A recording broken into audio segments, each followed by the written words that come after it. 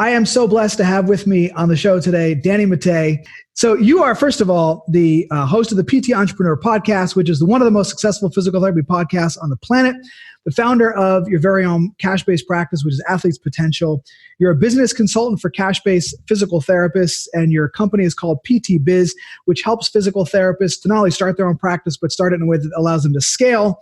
And you have the PT Entrepreneurs Facebook group. I don't know how you have time for all of this, but we're going to get into that in a minute. Danny, welcome to the podcast. Hey, thank you so much for having me. It's always a pleasure to talk to another, leader in profession, but also to be on the receiving end of a podcast is actually, it's so great because I didn't have to do any prep work and I just need to show up and have a conversation. That's cool.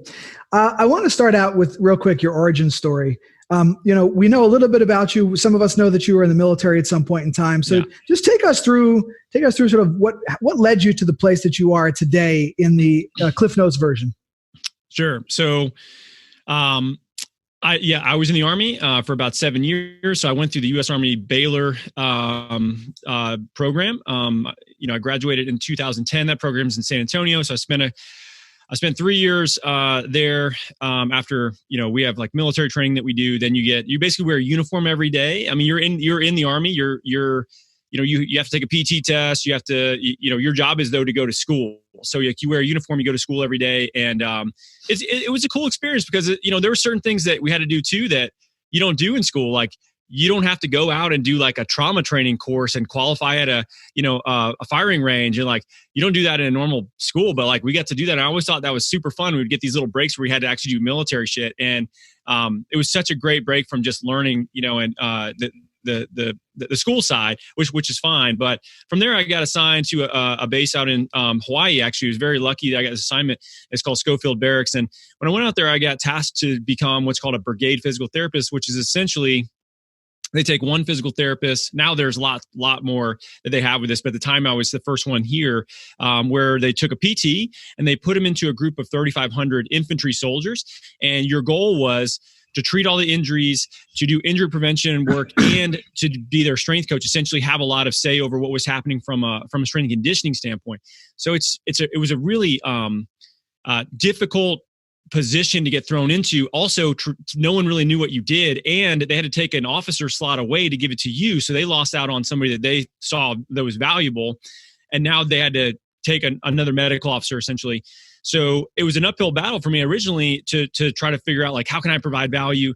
And what I found was this idea of what we eventually started doing in our own practice was I asked them if they could put me not in the clinic. I didn't want to be in the clinic. I was like, could you guys find a space for me that's somewhere around a gym? Because what I want to do is a lot of performance-based work. I want to do a lot of coaching, because I felt if we could teach them how to actually move better from the performance lens, that would let me break into that community, because they don't care about getting hurt. Like that's not the right conversation to have with a soldier. So they found this little space for me, which was between a laundromat and like a rec room that had a pool table in it. And on the second floor was a gym called the Sweat Factory. So they called it that because it had no air conditioning and it was terrible ventilation. So what I ended up doing was... They don't make them like they used to. No, dude. But it was like the perfect setting because I could go upstairs. I had access to a gym that really, if it wasn't PT hours in the morning, then it was pretty much empty. So I could do all these classes and movement training and coaching and hands-on stuff downstairs. I had everything I needed there. And it was awesome. And I really enjoyed the model. What happened next, though, was really just like anybody in their military career. And I think this is kind of the same point in any bigger organization is, I kind of got to the end of what that role looked like, and it was time for me to then move somewhere else and take another stepping stone job so I could get promoted to the next rank. Well, that next move was to Columbus, Georgia, where I got assigned to the airborne school, which was a pretty cool opportunity, but I was right back into a high volume clinical setting where, I would see 20 to 30 people a day when you include our sick call hours. And it just got really frustrating because I couldn't actually do the things that I liked so much in this other setting. Around the same time, I had met Kelly Starrett and had really started going deep down the rabbit hole of what he was teaching, and was given an opportunity to start teaching for them, in particular, to start doing more military consulting work that they have quite a bit of, and to take that on. And my wife and I decided it was time to go ahead and move on. And so we moved to Atlanta, and we opened Athletes Potential in June of 2014 in Atlanta. I started teaching for Kelly's group, and it's funny. People think like, oh, Danny, you have this vision of this stuff you wanted to do. I literally had the vision of all I want to do is replace my income. I'd be totally happy with that. And I was teaching 2-3 times a month, usually on the weekends. So during the week, I just didn't want to have to deal with insurance. And I just really only want to see people like 2 days a week. So I found a little office in a gym, which was familiar to me because of my time in the military, and what I had done with my brigade.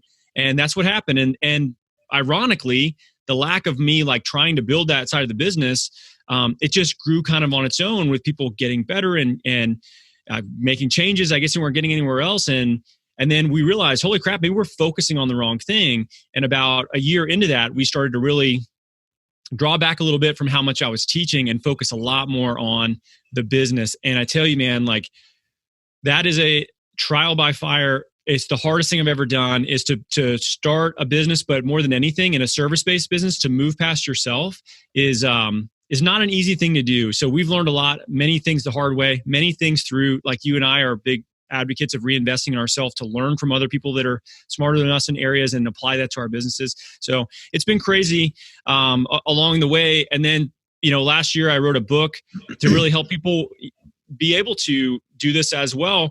And the fact that anybody's even bought it shocks me to this day. So that's kind of the story for me. I'm this reluctant entrepreneur that now is educating other people on how to do that. And I just can't stand, I hate seeing video of myself or hearing myself. And it's just weird that most of what I do now is share ideas and hopefully it's helpful. First of all, your book is awesome and it has the best title on planet Earth. Yeah. My mom doesn't think so. Well, she's not your customer, right? She's not, man. But when I told her, I was thinking of these different titles, and when I told her that I was thinking about naming it Fuck Insurance, her response was so bad that I thought to myself, I've got to do it now. Like I can't not call it that. Yeah. When you kept saying we as you were talking, we were doing this, we were in this. Who's we? So when I say we, what I mean by that is myself and my wife, Ashley. So, okay. We do everything together. So she's the 50-50 partner in our practice. She runs all the operations. She's the organized one. I'm the person that just like more forward facing in a lot of ways. So yeah, she is a huge part of anything that we've actually accomplished. Because if it was up to me, I would probably still be in this little office in a CrossFit gym that I had 6 years ago with no windows, being totally fine with staying there for the rest of my career. What did she study? Is she trained in our field? No, so she actually ran nonprofits. So Ashley has a master's degree in management, and she ran military nonprofits. So she was running a group called Operation Homefront when we were out in Hawaii. And if you know anything about nonprofits, it's cool. It's a great mission, but man, it's time intensive and they pay you really bad. Sure. And my mom worked for nonprofits for probably 40 years. And and it was great. The missions, I mean, it's awesome. But when you have kids and, the benefits kind of suck and the leave policy is bad. We had 2 kids in it and we just were like, look, you don't need to do this. Maybe you'll go back to this whenever they're a little bit older. And she just started showing interest in what I was doing. And I was like, holy crap, you're way better at certain things than I am. Like, and it was kind of hard. I had to sell her on this. Like, would you be interested in working with me? And not for me, but like with me.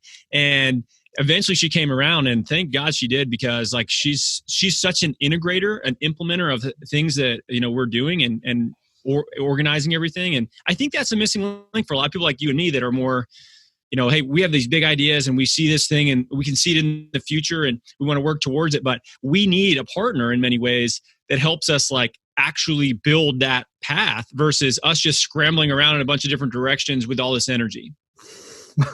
I think you hit the nail on the head, honestly, with that story. I mean, part of my secret sauce when we opened Moment of Physical Therapy 7 years ago is that my wife, stop what she was doing. I mean, we had just had a kid, so she was out of work for a little bit anyway. But yeah, I convinced her to take a pause on her career for a minute and help out. And she was our first front desk person, and she learned she learned the business side of things, and she still does the books for St. She still helps out, and for a number of years. I mean, I like you. I'm like, I think I was talking to Jerry like a squirrel. Like, like where's the next nut? Like, we're always trying to move forward.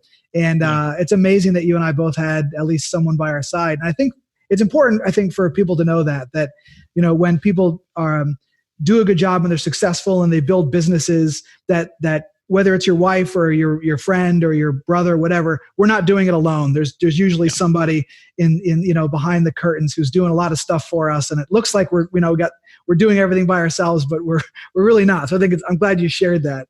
This idea of like a lone wolf doesn't exist. Like a wolf that's alone means it's either old or it's been kicked out of the pack and is about to die. Right. So like this idea that we just can like grind it out and do everything by ourselves, it sounds awesome in theory, but in reality, understanding what your strengths are and more importantly, understanding what your weaknesses are and how you can like match up either employees, staff that you have, partners, or your spouse. In my case, our spouses just happen to luckily be a great fit for matching up with us from a business standpoint, not just from a personal standpoint.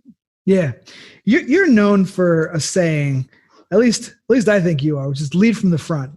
I mean, I think I've heard you say that. I've seen that a lot. Talk about that for a little bit. Well, that's something that actually had it was one of our battalion commanders. His name was Lieutenant Colonel Fox. He would bring this up a lot. And he wasn't my direct commander, but he essentially, it's someone who's in charge of about 600 infantry soldiers, right? And when he came to our brigade, they have a change of command ceremony, which is basically like where the old battalion commander hands off command to the other one. It's this big ceremony. Everybody's standing there. There's like 600 people in formation or whatever. And he initiated something called Take a Shot at the Title at his ceremony, which basically meant he challenged every single person to any physical or mental event that they wanted to at any time. Like they could come to his office and say, "Hey, Colonel Fox, I want to challenge you to a game of chess." Or, "Hey, Colonel Fox, I want to challenge you to combatives, like grappling tournament. I want to fight you, basically. Colonel Fox, I want to play you one-on-one basketball." And I don't think anybody took him seriously right away. We were all kind of like, what the hell? This guy is crazy. And what happened was, though, he actually did. I mean, I've seen this guy. He wrestled at West Point, so most people didn't want to actually challenge him to combatives because they'd usually wreck you, but not a good basketball player. Saw him losing basketball numerous times. They would challenge him to 5K runs, like all kinds of stuff. And he would take it. And the reason that he would do it is he would always say, like, you got to lead from the front. He's like, if your soldiers don't appreciate the fact that you're willing to lead from the front, how do you expect them to follow you? And we feel the same way. And it's not just in the military. I think that it applies to a lot of things. In particular, our profession, we basically are in a unique position to help people make long-term health and wellness changes. I think it's actually the most important thing that we can do. Like we can help somebody get out of pain, but that's the buy-in to then allow us to start to have this conversation about these habitual changes they can make and what they're eating, how they're managing stress, how they're sleeping, and how they're moving to positively affect the rest of their life. And that comes also from not being a hypocrite in how you treat yourself. So physically, like how are you treating yourself?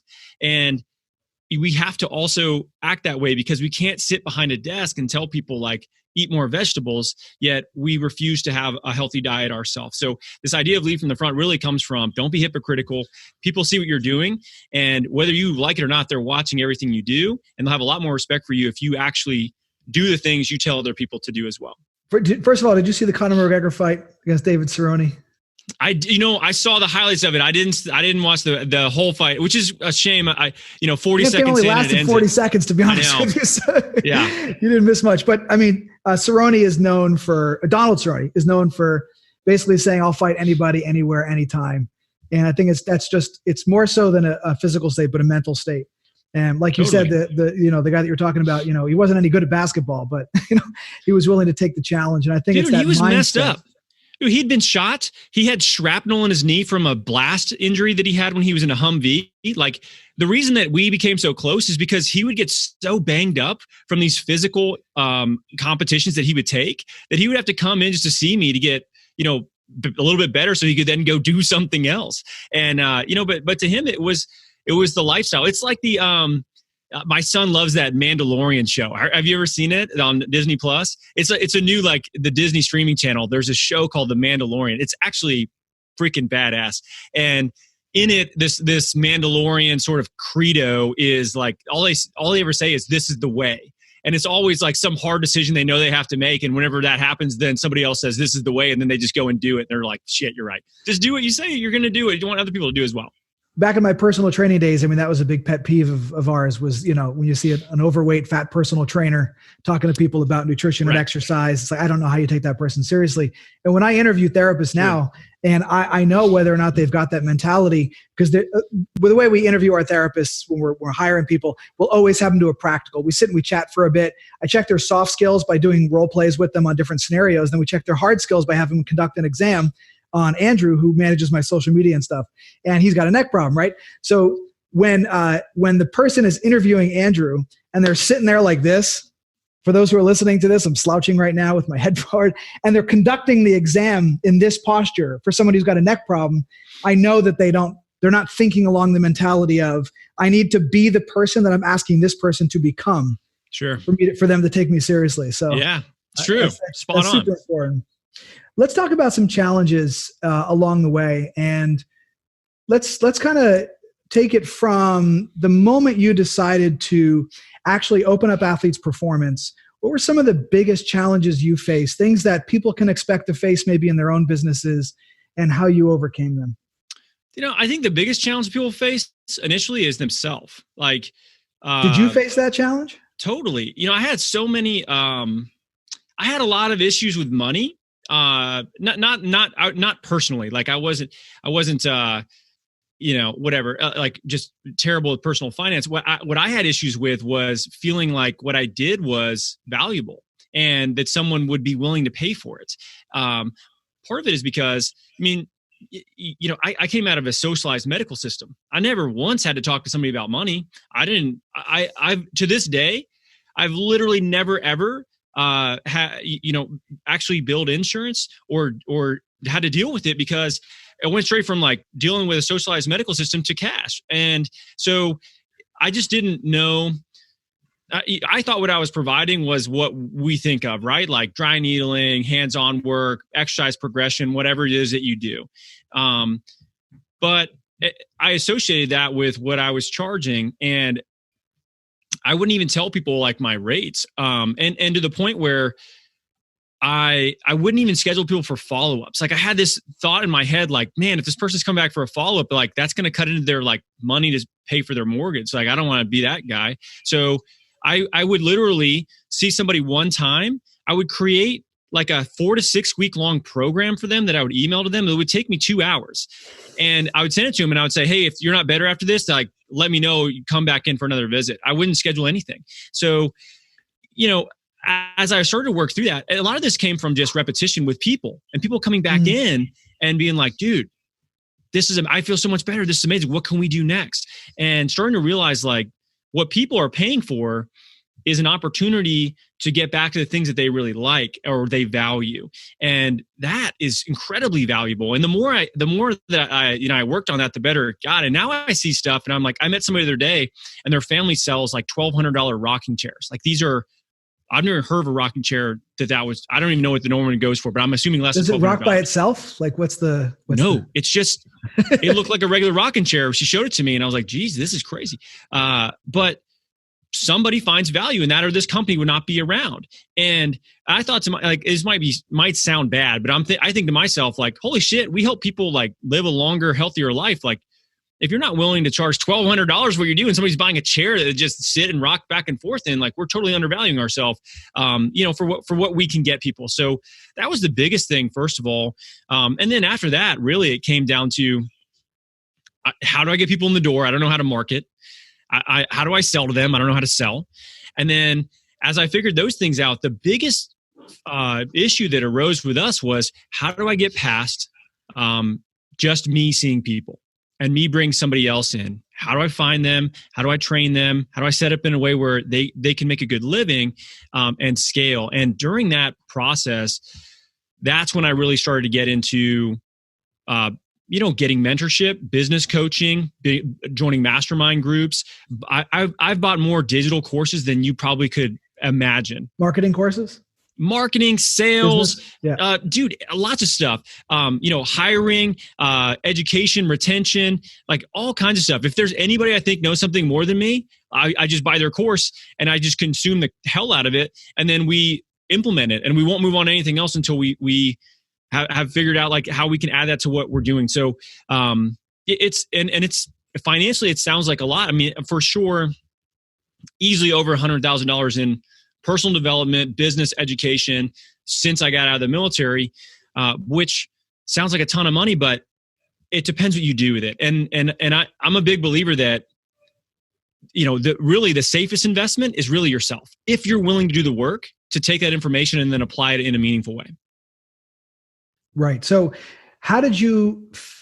what were the steps that you took then when you decided to scale your business and bring in other people? How did you get over that obstacle? So we actually started doing business coaching. So actually, I started. When I decided I didn't know shit, first of all, I learned this the hard way. This is the painful side of the story. Is we went from, I was super busy. My schedule was like waitlisted for weeks, and you're doing hour long treats. Yeah, yep. And we're like, cool, we got this shit figured out. No big deal. How many people were you seeing a day at the time? I would see probably 35 people a week, 35-hour-long visits a week. Okay, that's so kind of 7 a day. I think that's the max. If you're in a cash practice like that, that's kind of the max. Dude, it's that's a bunch because you might have 45 available. I had like 45 available, and I would see 35 because we would have reschedules for real reasons and things. But that's a full schedule. And then for us, I was like, cool, I got this figured out. Let's go ahead and build a standalone facility. So we decide, all right, I'm going to build a standalone facility. We hire a full-time administrative, like front desk manager, and we hire a staff clinician basically right afterward, right after we hired this other person that had nowhere to work besides the little office that I had. Well, as we built this space out, they told us it's going to be like 6 weeks. Well, for anyone who's ever done a build out, looking back on it, that's impossible. So it ended up taking about 6 months, and we had bought all this equipment. Your build out took 6 months? Dude, because we got delayed. What the hell did you build? So this is the problem that occurred. So when we build out this next space, we decided, okay, we're going to rebrand to this recovery facility as well. So we bought a cryotherapy unit, all these Normatec units, and the cryotherapy unit getting authorized by the fire marshal is what took so long. Right, exactly. We didn't know that. And we got held up with zoning and stuff like that. So 6 months later, we finally get a chance to open the facility. But along the way, we were down somewhere in the range of like $80,000 to $90,000 in cash on hand in the business. I would say that the crappiest part was like, I remember sitting on the couch with Ashley looking at our bank account and where we had been like feeling really good. I mean, like we just had a lot of positive cash flow, and we basically had like 1 month left of operating expenses in our business before we had to start putting on a credit card. And that's a really shitty feeling, man. Like it's a helpless moment essentially, right? When you're like, wow, I did this. Like, this is my fault because I didn't know any better. And I also didn't have anybody that I reached out to that I could have leveraged to help me with this and help me do it the right way. And after we got our space up and running, it was like March of that year, and we started that in the fall. We got it up in March. Everything sort of hit at the same time. Our business, continued to grow really quickly after that, and it started to offset that. But the lesson learned was, dude, you're not as cool as you think. You don't know as much as you think you know. And we actually started right then. Working with a group called E-Myth. So we did a year of coaching with a group. E-Myth Mastery. I read the book. So they have a coaching group. So we worked with a coach for a year, and it was hard. It was like, oh man, defining your like core purpose and your values and your vision and job descriptions. And we're like, oh, we have to do all this shit, like this is tedious, boring stuff. My wife actually really liked it, and I struggled with it, but it was awesome to really realize like how much we were missing. And so we started with them. After that, I joined a group called Entrepreneurs Organization, which is an international group, mainly brick and mortar businesses here in Atlanta. I started getting around a lot more entrepreneurs. We've done, just like you have done stuff with Russell Brunson's group and hired like one-off coaches for numerous different reasons for tasks that I just thought that I didn't really understand that well. So getting sales training, getting marketing training, getting training on how to run a team, bringing people in. Like we've brought people in to look at personality assessments and how to best utilize that with our team to help with cohesionness and how do I talk to different people that on our team that don't receive information the same way or need to be talked to slightly differently and lots of things that we've reinvested in to actually improve our business skill set to match our clinical skill set, which, I think for a lot of us, we just think, okay, I can be a clinical badass and everything else falls into place.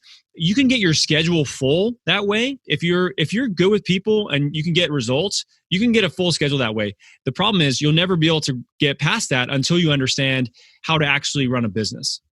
I completely agree. I think we were talking about this before we hit record that, I'm on like step one, which is clinicians come out of school and their confidence on a 10 scale is probably about a 2 or a 3. If you threw a neck patient at them or a spine patient or a complex patient, and interviewing new grads all the time.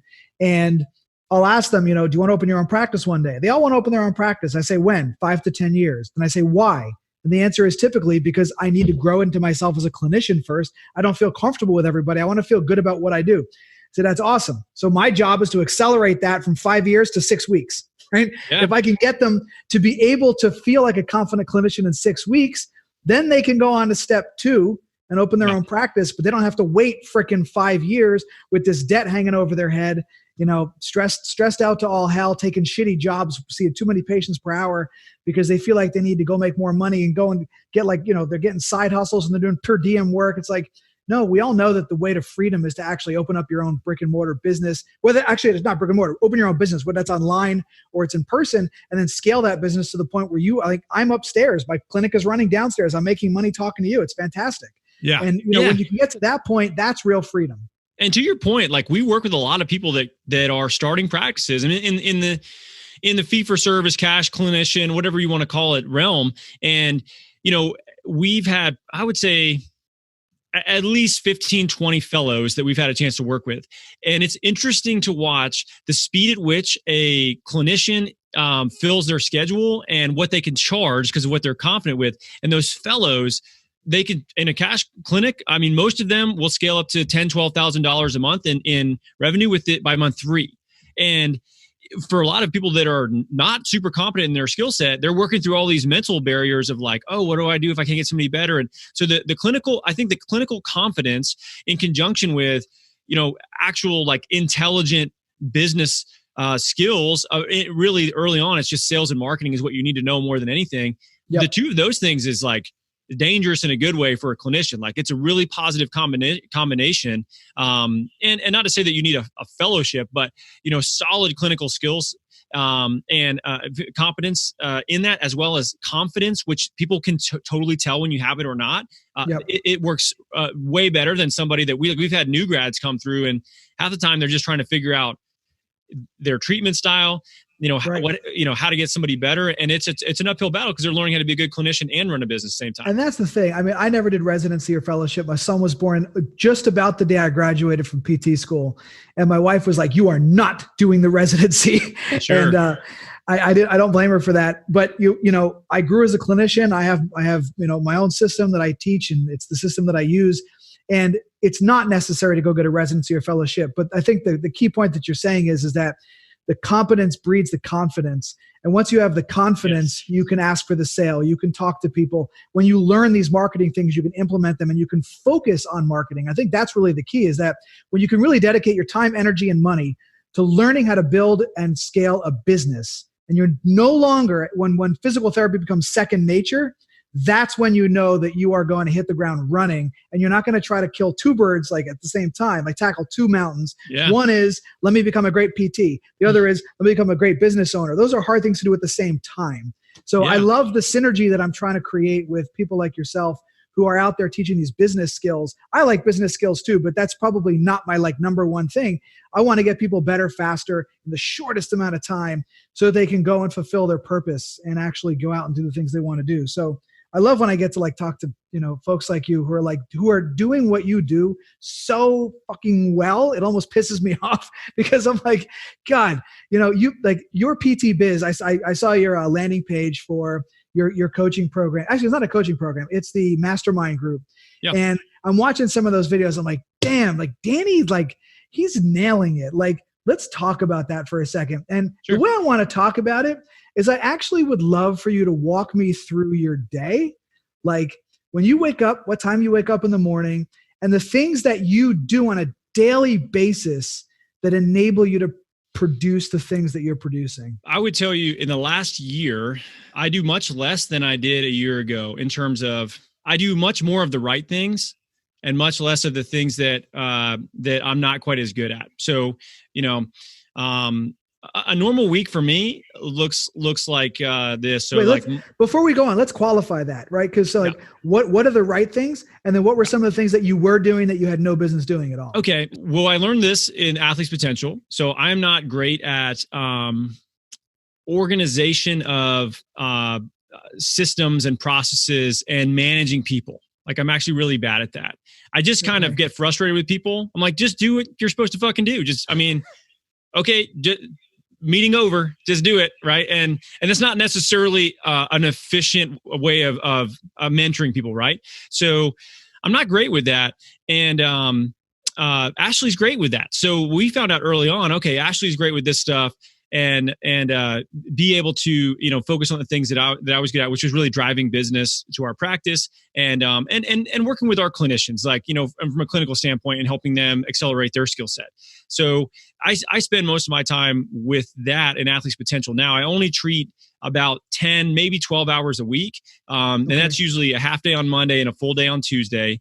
Now after that, Monday afternoons are designated to we have a local podcast, and then I have our business podcast. So Monday afternoons are designated to the local podcast that we have. So I interview different people in the health and wellness arena. In Atlanta, we also do case studies with people that we've worked with that are patients that are okay with sharing their story. And that's to promote Athletes Potential. Yeah. So essentially I'm just let me get out and dance and entertain people, and then they find their way to our business. That's what we found that I'm good at. So I do that with the podcast locally. Tuesday, it's a full day. So, I don't have any other tasks that I'm doing that day. Wednesday is completely open for content creation, business development, kind of planning. So creation of courses internally for our mastermind, which, we create a lot of things. We just spent the last 6 months creating a hiring course, hiring retention course for everything, like job descriptions, contracts, where to find people, how to interview people, how to retain people, what compensation packages should they have at designated times, when do you look at profit sharing, when do you look at these other things, what are exit strategies you want to look at with potential employees. It is robust. It is everything that they would possibly ever want to know, but that takes a lot of time, and it also takes a lot of opportunity to synthesize thoughts. So Wednesday, I spent a lot of time on content creation, whether it be podcasts for PT Entrepreneur Podcast or the content that we're creating for that. And the other thing that I do is I do every single call for somebody that's potentially interested in working with us comes through me. On Wednesdays, I usually end up talking to 4, maybe 5 people for sort of hour-long calls on really trying to get clear on where are they at in their business, what are they trying to do, and is there a fit that we can help them with? If not, then I help kind of facilitate them to the right place for them at the right time. So Wednesdays, I spend a lot of time by myself or on the phone walking my dog, right? So, and to answer your other question, I wake up at 4:30 every morning. So 4:30 every morning, I start patient schedule at 6. And if I'm not in clinic, then I'll work out. Like this morning is a Thursday. So I got up at 4:30. I worked out. took my kids to school, came back, took my dog on a run. And then I had 2 calls of people that are interested in doing work with us with our mastermind. Then we had a staff meeting for our local business. I got a haircut. And then I came back. So we're doing this podcast. So Thursday afternoons are flex times for me. So doing podcasts. And then I have a call with one of our mastermind members that's actually has kind of a significant problem we're trying to work through.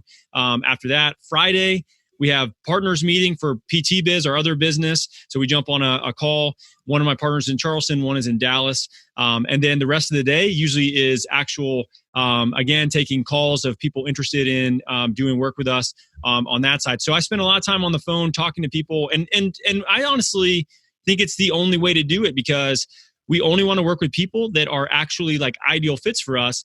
And I also I just get to engage with so many people. I know the pain points of our profession so well, because I mean, in the last year I had 200 calls like that in the course of the year. It's like 200 people that I'm talking to about business, either starting their own or scaling their own. And it's just the only way, in my opinion, to really have a strong, idea of the pulse of the profession, where it's going and what their limitations are, what their frustrations are, and then how can we help solve those problems better within our business. So that's my normal week. What time do you go to bed? I'm asleep by 9. Like, wow. I'm dead to the world at 9. And my life is on a different time constraint. Like my friends that stay up till midnight, they don't even like to hang out with me, because I'll fall asleep on the couch at like 9:30 at a party. I will fall asleep so early. When you're time shifted like that and you're going to bed at 9, where do you find the time to spend with your family? So luckily for me, my family goes or gets back from school pretty early. We fortunately have a lot of flexibility of our schedule, right? So my kids are out of school at 3. Most of my day is shut down at 3 usually as well. So from 3 until about 8, I probably spend 4 to 5 solid hours with my kids every single afternoon. Now, I mean, this is an exception. We don't usually do too much stuff in the afternoon, but it's crazy. Like I know people that, they drop their kids off at school and then they're in aftercare until 6, and then they're going to bed at 8. Like they maybe get to spend 2 hours with their kids a day. So we structured it with us to where I finish my patients early, which is one of the reasons I see them so early, so that we can pick our kids up every day. We can drop them off every day. And then we get this time with them in the afternoons that is super, super fun. I think it's very rare for parents to be able to do that. And I don't even think they realize how much time we spend with them. It's funny. No, probably not. Do you have somebody managing your brick and mortar now? Like if you run into a patient problem downstairs, someone that's unhappy or someone that wants something that you're not sure if you can provide them, you're not still the person that does that. No. So when I took a step away to really start this second company, Ashley stepped in to really take over as the owner of that company, I guess you could say. Like there's certain things that I still do with that, whether it's helping with like marketing development and sales training and things, local marketing, and she'll do a lot, but like, no. And our office manager is super squared away. She's been with us for 5 years. She can handle most things. So even for us, like if we're gone and out of town, we trust what Claire decides to do. Our staff is very independent. They can make decisions on their own. We call it big boy, big girl rules. Like, they know what our core values are. They make decisions based off of that and what feels right to them. So they have freedom to do that. And if we ask them why they did it and they can justify it with, whatever their decision was, like almost 100% of the time, we're fine with it. That's awesome. I love that. I wrote that down. Big boy, big girl rules. I think I'm going to introduce that to the team this week. Yeah. Right. The mentorship stuff that you do, you talk to a lot of struggling clinicians. You talk to a lot of aspiring clinicians who want to open their business. You talk to people that have been in the industry for a while that want to grow and scale their business. What are some of the biggest struggles that you hear? I would say, the majority of people that we talk to are either they're thinking about starting something because they're frustrated, most of them, or they've just started and they realized finally that they got themselves into something that's significantly harder than what they thought. Right. So, and I think it's funny when you hear that somebody's like, whoa, this is really hard. Like, yeah, dude, I know. That's what I've been saying. It's really hard. But to your point, what other opportunities as a clinician do you really have in order to develop financial and time freedom for yourself and your family? I mean, there may be something coming around the bend with telehealth and some of the other things that are kind of on the horizon with maybe ways of establishing businesses that don't involve an actual like brick and mortar physical thing. But in the current incarnation, I think it's true that the fastest way to, I mean, we ended up after we opened up, paid off our loans like a year and a half. And it was a lot of loans, but it's because we had a business and the business was paying us and rent was good and overhead was low. And, but yeah, I mean, it is trial by fire. And I mean, for me, my situation was a little different only because I had already owned a business in New York City before I went to PT school. I owned a holistic fitness center. So I had known what it was like to negotiate a lease and open up a space and try to get customers. But I can't imagine what it's like for, PTs coming out, having no business experience, no marketing education whatsoever. And it's like, now, okay, here, you're a doctor now, go make money. They have no idea how to do that. And what you're saying is that they feel they sort of like they take the leap and they start the process, but once they get there, they start to feel the pain. And that's where you kind of step in. I would say one common theme that even last week, three separate people last week, independent of each other, told me that if they couldn't get their practice to work, they were going to change professions. So one guy was thinking about taking a manager job at a Home Depot. I guess his friend could help him get a job as a manager. And, my response to them usually is, do you want to manage a Home Depot, or do you just not want to see people in the context that we normally have to, which is like incredibly high volume? Or, it's like, how important is this to you? And for most people, it's so important that if they can't make it work, they're frustrated with their current landscape of the profession that they'll literally rather go take a sales job. And I think it's sad because I don't think they want to take a sales job. I also think it's a waste of their time and their money. If they could just use their skill set in a way that they felt was the right way for them as well as the people they were working with.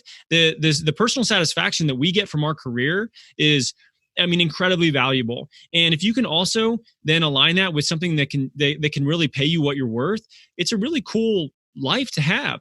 And if they move on to these other things and this whole idea of, look, I'm all for if you want to take your skills and then parlay that into like a different job, great. But this idea of like a non-clinical PT, I think for many people, it's a escape clause that then leads them down a path of something that they probably don't like to do that much either. And then what happens after that? So, for me, I think you almost have to understand how to utilize your skill set in a way that makes sense. And also to provide for your family and get paid what you're worth, because we know what we provide people. But insurance every year tells us we're worth less and less. And it's just not okay. How do you get to the point where if you're a cash-based practitioner and up to this point, you lived on the laurels of you're the guy or you're the girl, right? People are coming to see you. Yeah. You have the name out. You've developed the reputation. You're the one that everybody knows in town. To now the phone rings and you've got to get that person on the phone to buy in to working with someone who's not you. Yeah. That's tough. I think that's the hardest part as a service provider. I just saw my barber today. He has this struggle to this day. He's got 5 other barbers that work for him. And like, you want to get in to see this guy, it's like 3 months. And you're like, this is crazy. Like it's a freaking haircut. But people— Do you look like a hippie when you go in because you had to wait so long? Totally. I had a haircut in like 3 months. But when you look at when you look at a service-based business, they're just building a rapport with somebody. Right. I noticed this, when we had our first provider, this was really hard because what I would do with her is I would have her sit in on patients with me. They would kind of get to know her. And then I would position it in a way where we could kind of slide her over. But then you're still the guru. She's still your sidekick. It's like Batman and Robin. It's like, totally. No one wants to get saved by Robin. They want to get saved by Batman. Agreed. And it's a tough place for that person to be too, right? So we tried that. What seemed to work best for us was letting them get out in the community and educate people, not as me being there, but like you are there and starting to build that rapport. But really, for us, it's more important that people respect the practice, like respect the fact that we bring really high quality people in. We have a very high standard. we stick to that standard with everybody. And, whether you see me or you see somebody else, like the end result is going to be the same. So for us, a lot of internal education and a lot of local marketing on their part to get their name out there. And we started getting people calling, where when I started to like bring my schedule down and I wasn't accepting new patients anymore, that's probably the easiest way. Just be like, he's not taking patients. Like, you either want to see this person or you can go somewhere else. They kind of don't have a choice. Yep. But when let's say I would have like a reschedule or something like that and have a spot open maybe faster than other docs. And they say, well, we can get you in on Danny's schedule. And they're like, nah, I don't know who that is. I was told to go see somebody else. And we're just laughing like, this is amazing. This is exactly what we want, where they don't know who the hell I am. So getting to that point can be hard. It probably took us a solid year. I still have people that I work with, and I you can talk to them all you want. I'm like, dude, you don't have to tell your friends to see me. Like, tell them to come see somebody at the practice. It's hard to get them to pre-frame somebody else instead of pre-framing you. Exactly. But I mean, I think I am kind of with you. I treat one day a week and then a half a day. So 1.5 days a week. I primarily do that because I need to keep my skills sharp. Like, I can't teach this shit and not do it. Sure. When I don't treat for a little while, I start to forget things. I'm like, wait, what's that pathway? Like, I honestly can't remember. So, but at the same time, it's like, I'm like so happy when somebody like, they like hear that they're going to work with me and they're like, no, that's not my therapist. I'm like, yes, it's working. They want to work with somebody else. Totally. But it's hard to get there. I want to finish off with one super important question, which is, what's your mission? Oh, my mission is to establish physical therapists in a way where they're direct musculoskeletal primary care providers, but along that are able to provide a life for their family that is uncommon in our profession, by getting paid what they're worth, and also being able to create time freedom and long-term generational wealth, which I think is undervalued.